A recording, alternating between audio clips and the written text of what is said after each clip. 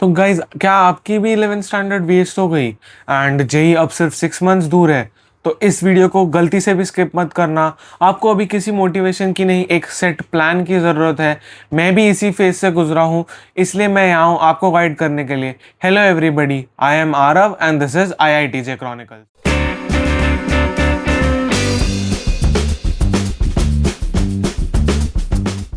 So this video is basically a reply to the comment which I got from Tushar Sangwan, who said कि भैया my JE is in 6 months and I have wasted my 11th standard. What should I do now?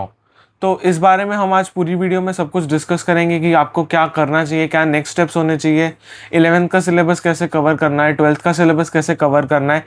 ये सारी चीज़ें हम इस video में cover करने वाले हैं। तो चैनल को सब्सक्राइब करके रखिए एंड इस वीडियो में बने रहिए मेरे साथ। अगर आपकी 11th वेस्टेड है, मतलब 11th स्टैंडर्ड का सिलेबस हमें नहीं आता, मे बी कई चीज़ें थोड़ी बहुत आती है, मे बी कई चीज़ें बिल्कुल भी नहीं आती है, तो अभी हमें ऐसा नहीं करना है कि 12th स्टैंडर्ड के सिलेबस के साथ 11th स्टैंडर्ड का भी सिलेबस साथ में ही कवर करें।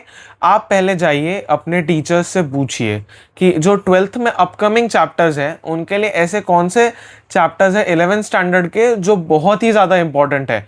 तो अगर कोई ऐसा चैप्टर है 12th स्टैंडर्ड में जो अगर आपको 11th का नहीं आता तो आपको नहीं समझेगा, तो आप उनको कवर करिए एज अ प्रायोरिटी। बट हमें मेनली 12th के ही सिलेबस को आगे बढ़ाना है। ऐसा नहीं करना कि मैं पहले 11th कर लेता हूँ 12th फिर 12th कर लूँगा, या दोनों साथ में कर लेता हूँ। ऐसे बहुत ही ज़्यादा बैकलॉग बन जाएगा। तो आपको अभी 12th पे मेन फोकस करना है एंड जो बहुत ही इंपॉर्टेंट चैप्टर है जिनके बिना 12th का चैप्टर भी नहीं समझेंगे वो ट्राई करना है साइड बाय साइड कवर करने के। बाकी कोई और 11th स्टैंडर्ड का चैप्टर हम अभी नहीं करेंगे। हम 11th स्टैंडर्ड के चैप्टर्स को रिवीजन में कंप्लीट करेंगे जो हमारे 12th स्टैंडर्ड के सिलेबस खत्म होने के बाद होगा। डाउट होता है कि भैया अभी सिर्फ 6 मंथ्स बाकी है एंड 12th स्टैंडर्ड का सिलेबस भी अभी तक खत्म नहीं हुआ है, तो हम क्या टारगेट रखें, कब तक खत्म करें 12th स्टैंडर्ड का सिलेबस। तो इसमें मेरा सजेशन होगा, आप सभी अभी अलग अलग स्टेजेस पे होंगे, किसी का कम सिलेबस हो रखा होगा, किसी ने थोड़े ज़्यादा कर लिया होगा, बट आई वुड सजेस्ट आप ट्राई करें कि अक्टूबर मिड वरना max to max October end तक आप अपना पूरा 12th स्टैंडर्ड का सिलेबस खत्म कर लीजिए। एंड उसके बाद हम पहले 11th का रिवीजन करेंगे, देन 12th का अगेन रिवीजन करेंगे एंड मॉक टेस्ट देंगे। तो हमारे पास काफ़ी ज़्यादा टाइम होगा जिसमें हम काफ़ी कुछ वापस से पढ़ के सब अपने माइंड में फ्रेश रख सकेंगे and JEE Mains January attempt में काफ़ी बढ़िया परफॉर्म कर पाएंगे। अभी ऐसा नहीं है कि घई घई में 12th स्टैंडर्ड का सिलेबस हम लोग बस खत्म करते चले गए, सिर्फ चैप्टर चैप्टर पढ़ लिया, एक बार अंडरस्टैंडिंग कर ली, क्वेश्चन सॉल्विंग करी नहीं। That is very very wrong, that will not help you guys. अभी 12th का सिलेबस हमें अक्टूबर तक खत्म करना है, but we have to do it with proper questions. हमें हर चैप्टर का एक ही फ्लो रखना है। इनिशियली सबसे पहले चैप्टर के कॉन्सेप्ट पे हम लोग काफ़ी ध्यान देंगे। चैप्टर का कॉन्सेप्ट क्लियर होते ही we will switch to questions जो आपके कोचिंग वाले दे रहे हैं, जो आपके अलग से मॉड्यूल्स में है वो क्वेश्चंस करेंगे। Then we have to do PYQs। उसके बाद ही हमें नेक्स्ट चैप्टर पर बढ़ना है, तब तक नेक्स्ट चैप्टर को आपको देखना भी नहीं है। बट अब आप बोलेंगे कि भैया अगर मैं इतना सब कुछ भी करूं तो मेरा सिलेबस कैसे ख़त्म होगा। आपको आपके स्टडी आवर्स को इंक्रीज करना होगा। एकदम से ड्रास्टिकली नहीं हो पाएगा, but you will have to do it gradually and genuinely इस प्लान को फॉलो करिए। तो there is a high chance कि you get a very good rank in JEE Mains and JEE advance. अब डाउट आ जाता है, ठीक है भैया 11th स्टैंडर्ड का हम अभी छोड़ देंगे, हम बाद में रिवीजन में 11th स्टैंडर्ड कर लेंगे, बट तब क्या करें, तब कैसे करें। तो हमें क्या गोल लेके चलना है कि 2 से 3 चैप्टर को हर सब्जेक्ट के हम एक वीक में खत्म करेंगे। तो समझो फिजिक्स केमिस्ट्री मैथ्स तीनों के फर्स्ट 3 चैप्टर्स ले लिए एंड वीक नंबर 1 में हमने उसे ट्राई किया खत्म करने का। तो इस तरह से आपके 1 to 1.5 मंथ में कवर हो जाएगा पूरा 11th स्टैंडर्ड वापस से। अब इसमें भी क्या करना है, कंसेप्ट हमें थोड़ा बहुत आता होगा तो कंसेप्ट पे फटाफट से कम टाइम लगाना है। अगर आपने शॉर्ट नोट्स बना रखे हैं तो वेरी गुड, आप उन शॉर्ट नोट्स से पढ़िए, या अगर आपने शॉर्ट नोट्स नहीं बनाए हैं तो आप चैप्टर पढ़िए, साथ ही साथ शॉर्ट नोट्स बनाइए and then go to some questions. तो हम लोग को यही रोड मैप रखना है 11th के रिवीजन के लिए। चैप्टर का कंसेप्ट थोड़ा टाइम एंड उसके बाद PYQs। आप अभी 11th के रिवीजन के टाइम पे मॉड्यूल के क्वेश्चंस अवॉइड कर सकते हैं। मेनली आपको अभी कंसेप्ट एंड पीवाईक्यूज पे ध्यान देना चाहिए। एंड उसके साथ साथ अगर आपने पहले कोई क्वेश्चन सॉल्व किए हुए हैं एंड उसकी कुछ मिस्टेक्स या ऐसे कुछ डाउट्स हैं जो आपको तब आए थे एंड आपने अपने टीचर से पूछा था, तो try to solve those questions again. And अगर आप अभी तक शॉर्ट नोट्स नहीं बना रहे हैं तो आई वुड स्ट्रांगली सजेस्ट कि 12th स्टैंडर्ड के अभी जितने भी चैप्टर्स बच रहे हैं इन सभी का एक साथ आप शॉर्ट नोट्स भी बनाते चलिए, क्योंकि ये गलती मैंने भी करी है कि शॉर्ट नोट्स नहीं बनाए थे। मेरे को भी इसी टाइम के अराउंड रियलाइज हुआ, तो 12th के एंडिंग के चैप्टर्स के मैंने बना लिए। उसके बाद ऑलमोस्ट 1 मंथ मेरा पूरा वेस्ट हो गया जस्ट मेकिंग शॉर्ट नोट्स।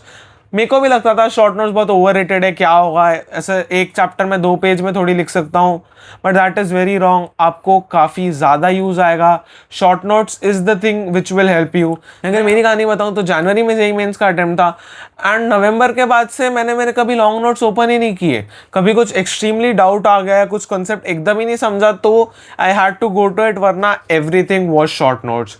सब कुछ शॉर्ट नोट से हो जाता है। आपको सिर्फ एक आधी बार रेफर करना पड़ेगा अपने लॉन्ग नोट्स को। तो शॉर्ट नोट्स मेंटेन करना स्टार्ट करिए अच्छे से। एक और डाउट सभी के मन में आता है कि भैया मॉक टेस्ट कब से दे। तो एक बात मैं आपको बता देता हूं, किसी भी हालत में रिवीजन विल नेवर एंड। आपको कभी नहीं लगेगा कि आई एम रेडी। तो आपको अभी क्या करना है, अक्टूबर मिड तक ट्राई करिए कि आप अपना पूरा सिलेबस खत्म कर दें। अक्टूबर मिड टू नवंबर आप पूरा टाइम लीजिए सिर्फ 11th स्टैंडर्ड के रिवीजन के लिए। पूरे 11th को अच्छी तरीके से रिवाइज करिए कि आपको सब कुछ आता हो।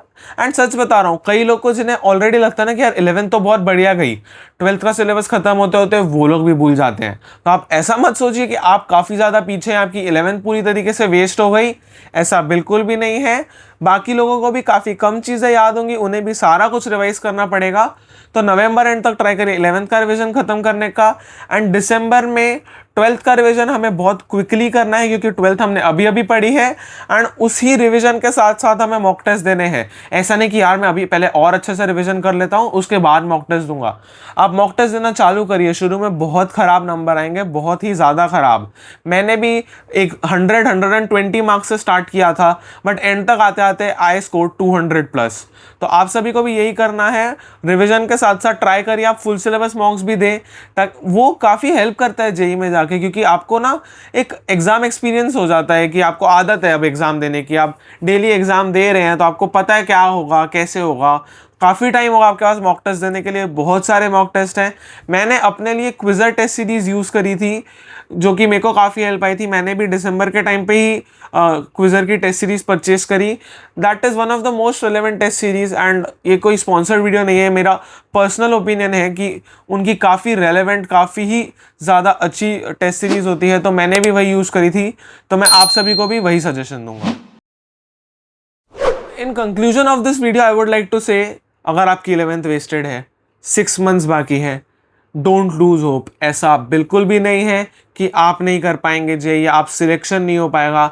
इवन आपकी काफ़ी डिसेंट रैंक भी आ सकती है, काफ़ी अच्छी रैंक भी आ सकती है, अगर आप आज से लेके 6 महीना ये ना सोचें कि मैं क्या करूं कैसे करूं, बट एक दिन में ये डिसाइड कर लें कि हमें क्या करना है एंड उसी पे फिक्सेटेड रहे। पुराना कुछ नहीं सोचे कि यार ये छूट गया वो छूट गया, उसके चक्कर में अभी जो चल रहा है वो भी नहीं हो पाएगा। तो आपको वो सबको साइड रख के करंट टॉपिक पे फोकस करिए एंड हर एक चीज़ रिविजन में थरोली कवर करने की कोशिश करिए। Yes guys, that was all for this video. अगर आपको ये वीडियो इन्फॉर्मेटिव लगी, इस वीडियो को लाइक करिए। ऐसे ही और वीडियोस देखना चाहते हैं तो चैनल को सब्सक्राइब करके रखिए। ऑल्सो अगर कोई और भी डाउट है इस वीडियो के नीचे लिखिए, मैं ट्राई करूँगा उसका वीडियो के थ्रू रिप्लाई दूँ। Thank you everybody, this is IITJ chronicles.